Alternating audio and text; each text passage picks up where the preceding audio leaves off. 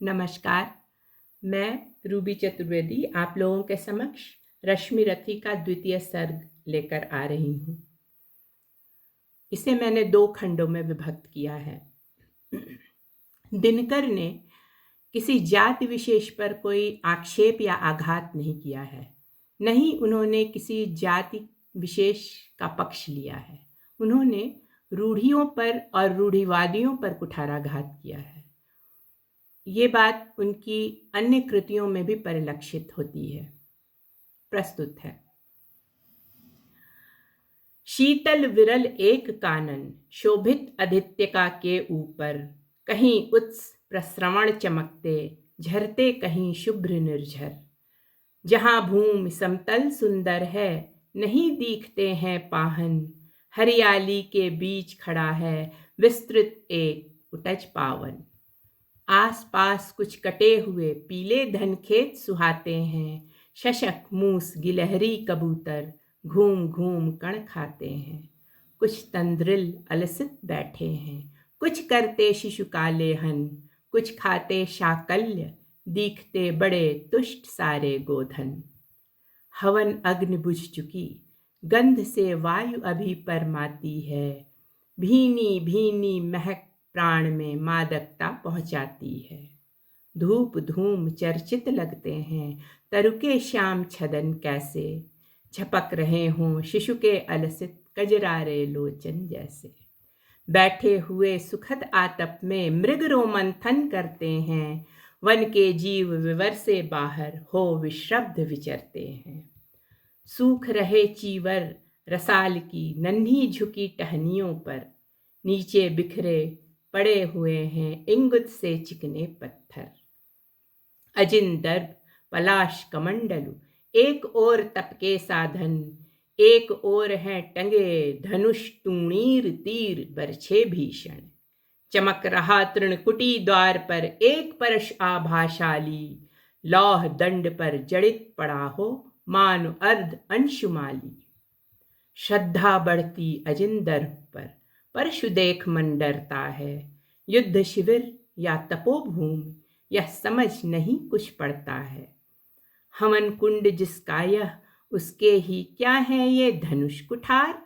जिस मुनि की यह श्रुआ उसी की कैसे हो सकती तलवार। आई है वीरता तपोवन में क्या पुण्य कमाने को, या संन्यास साधना में है दैहिक शक्ति जगाने को। मन ने तन का सिद्ध यंत्र अथवा शस्त्रों में पाया है, या कि वीर कोई योगी से युक्ति सीखने आया है। परशु और तप ये दोनों वीरों के ही होते श्रृंगार, क्लीव न तो तप ही करता है न तो उठा सकता तलवार। तप से मनुज दिव्य बनता है, षड विकार से लड़ता है। तन की समर भूमि में लेकिन काम खड्ग ही करता है। किंतु किंतु कौन नर तपोनिष्ठ है यहाँ धनुष धरने वाला, एक साथ यज्ञाग्नि और अस की पूजा करने वाला। कहता है इतिहास जगत में हुआ एक ही नर ऐसा, रण में कुटिल काल समक्रोधी तप में महासूर्य जैसा। मुख में वेद पीठ पर तरकस, कर में कठिन कुठार विमल। शाप और शर दोनों ही थे जिस महान ऋषि के संबल। यह कुटी है उसी महामुनि परशुराम बलशाली का, भृगु के परम पुनीत वंशधर व्रती वीर प्रणपाली का। हाँ हाँ वही, कर्ण की जांघों पर अपना मस्तक धरकर सोए हैं तरुवर के नीचे आश्रम से किंचित हटकर। पत्तों से छन छन कर मीठी धूप माघ की आती है, पड़ती मुनि की थकी देह पर और थकान मिटाती है। कर्ण मंत्र मुग्ध भक्ति भाव में मग्न हुआ सा जाता है, कभी जटा पर हाथ फेरता पीठ कभी सहलाता है। चढ़े नहीं चीटियां बदन पर, पड़े नहीं तृणपात कहीं, कर्ण सजग है उचट जाए गुरुवर की कच्ची नींद नहीं। वृद्ध देह तप से कृशकाया, उस पर आयुध संचालन, हाय पड़ा श्रम भार देव पर, असमय यह मेरे कारण। किंतु किंतु वृद्ध होने पर भी अंगों में है क्षमता कितनी, और रात दिन मुझ पर दिखलाते रहते ममता कितनी। कहते हैं ओ वत्स, पुष्टिकर भोग न तू यदि खाएगा, मेरे शिक्षण की कठोरता को कैसे सह पाएगा। अनुगामी यदि बना कहीं तू, खान पान में भी मेरा सूख जाएगा लहू, बचेगा हड्डी भर ढांचा तेरा। जरा सोच कितनी कठोरता से मैं तुझे चलाता हूँ, और नहीं तो एक पाव दिन भर में रक्त जलाता हूँ। इसकी पूर्ति कहाँ से होगी, बना अगर तू सन्यासी, इस प्रकार तो चबा जाएगी तुझे भूख सत्यानाशी। पत्थर सी हो मांसपेशियां, लोहे से भुजदंड अभय, नस नस में हो लहर आग की, तभी जवानी पाती जय। विप्र हुआ तो क्या, रखेगा रोक अभी से खाने पर, कर लेना घनघोर तपस्या वय चतुर्थ के आने पर। ब्राह्मण का है धर्म त्याग, पर क्या बालक भी त्यागी हों, जन्म साथ शीलोंच वृत्ति के ही क्या वे अनुरागी हों। क्या विचित्र रचना समाज की, गिरा ज्ञान ब्राह्मण घर में, मोती बरसा वैश्य वेश में, पड़ा खड्ग क्षत्रिय कर में। खड्ग बड़ा उद्धत होता है, उद्धत होते हैं राजे, इसीलिए तो सदा बजाते रहते वे रण के बाजे। और करे ज्ञानी ब्राह्मण क्या, असी विहीन मन डरता है, राजा देता मान भूप का वह भी आदर करता है। सुनता कौन यहाँ ब्राह्मण की, करते सब अपने मन की, डुबो रही शोणित में भूको, भूपों की लिप्सा रण की। और रण भी किस लिए, नहीं जग से दुख दैन्य भगाने को, पर शोषक पथभ्रांत मनुज को नहीं धर्म पर लाने को। रण केवल इसलिए कि राजे और सुखी हों मानी हों, और प्रजाएं मिले उन्हें वे और अधिक अभिमानी हों। रण केवल इसलिए कि वे कल्पित अभाव से छूट सकें, बढ़े राज्य की सीमा जिससे अधिक जनों को लूट सकें। रण केवल इसलिए कि सत्ता बढ़े नहीं पत्ता डोले, भूपों के विपरीत न कोई कहीं कभी कुछ भी बोले। ज्यों ज्यों मिलती विजय अहम नरपति का बढ़ता जाता है, और जोर से वह समाज के सिर पर चढ़ता जाता है। अब तो है यह दशा कि जो कुछ है वह राजा का बल है, ब्राह्मण खड़ा सामने केवल लिए शंख गंगा जल है। कहाँ तेज ब्राह्मण में, कहाँ तेज ब्राह्मण में, अविवेकी राजा को रोक सके, धरे कुपथ पर जभी पांव वह तत्क्षण उसको टोक सके। और कहे भी तो ब्राह्मण की बात कौन सुन पाता है, यहाँ रोज राजा ब्राह्मण को अपमानित करवाता है। चलती नहीं यहाँ पंडित की, चलती नहीं तपस्वी की, जय पुकारती प्रजा रात दिन, राजा जयी यशस्वी की। सिर था जो सारे समाज का, वही अनादर पाता है, जो भी खिलता फूल भुजा के ऊपर चढ़ता जाता है। चारों ओर लोभ की ज्वाला, चारों ओर भोग की जय, पाप भार से दबी धंसी जा रही धरा पल पल निश्चय। जब तक भोगी भूप प्रजाओं के नेता कहलाएंगे, ज्ञान त्याग तप नहीं श्रेष्ठता का जब तक पद पाएंगे। अशन वसन से हीन दीनता में जीवन धरने वाला, सहकर भी अपमान मनुजता की चिंता करने वाला। कवि कोविद विज्ञान विशारद, कलाकार पंडित ज्ञानी, कनक नहीं कल्पना ज्ञान उज्ज्वल चरित्र के अभिमानी।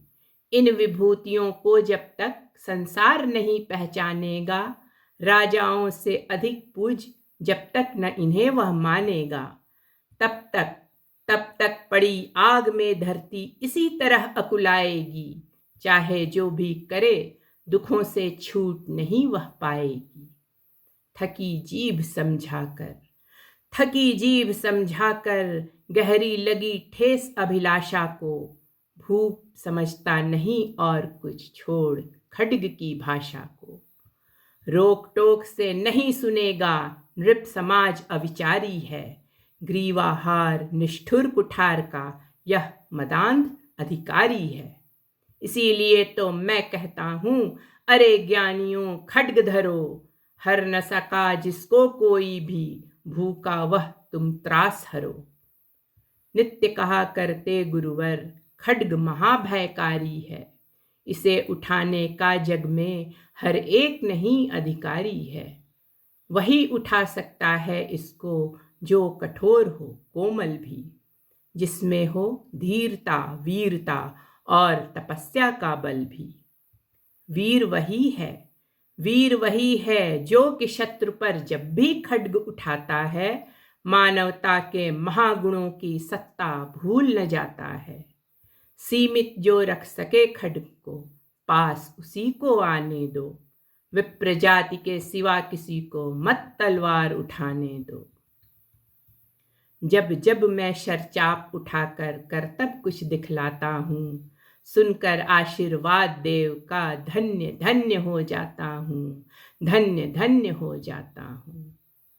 जियो जियो ए वत्स, जियो जियो ए वत्स, तीर तुमने कैसा यह मारा है, दहक उठावन उधर, इधर फूटी निर्झर की धारा है।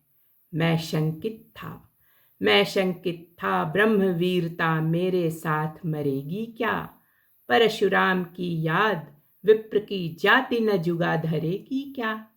पाकर तुम्हें किंतु इस वन में मेरा हृदय हुआ शीतल, तुम अवश्य ढोओगे उसको, मुझ में है जो तेज अनल।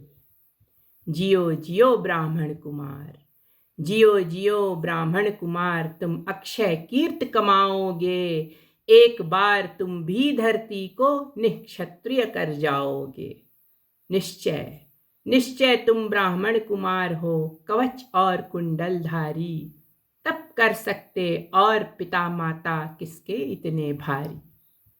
किंतु हाय ब्राह्मण कुमार, सुन प्राण कांपने लगते हैं, मन उठता धिक्कार, हृदय में भाव ग्लानि के जगते हैं। गुरु का प्रेम किसी को भी क्या ऐसे कभी खला होगा, और शिष्य ने भी कभी किसी गुरु को इस तरह छला होगा। पर मेरा क्या दोष, हाय मैं और दूसरा क्या करता। पी सारा अपमान द्रोण के मैं कैसे पैरों पड़ता, और पांव पड़ने पर भी क्या गूढ़ ज्ञान सिखलाते वे, एकलव्य सा नहीं अंगूठा क्या मेरा कटवाते वे। हाय कर्ण तू क्यों जन्मा तो क्यों वीर हुआ, कवच और कुंडल भूषित भी तेरा अधम शरीर हुआ। धस जाए वह देश अतल में, गुण की जहां नहीं पहचान, जाति गोत्र के बल से ही आदर पाते हैं जहां सुजान। नहीं पूछता है कोई तुम व्रती वीर या दानी हो, सभी पूछते मात्र यही तुम किस कुल के अभिमानी हो। मगर मनुज क्या करे, जन्म लेना तो उसके हाथ नहीं, चुनना जाति और कुल अपने बस की तो है बात नहीं।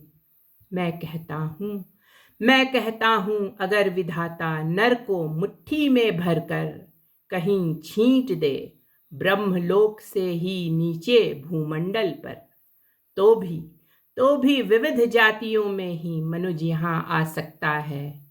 नीचे है क्यारियां बनी तो बीच कहाँ जा सकता है। कौन जन्म लेता किस कुल में, आकस्मिक ही है यह बात, छोटे कुल पर किंतु यहाँ होते तब भी कितने आघात। हाय जाति छोटी है तो फिर सभी हमारे गुण छोटे, बड़ी जाति तो बड़े बने वे, रहें लाख चाहे खोटे।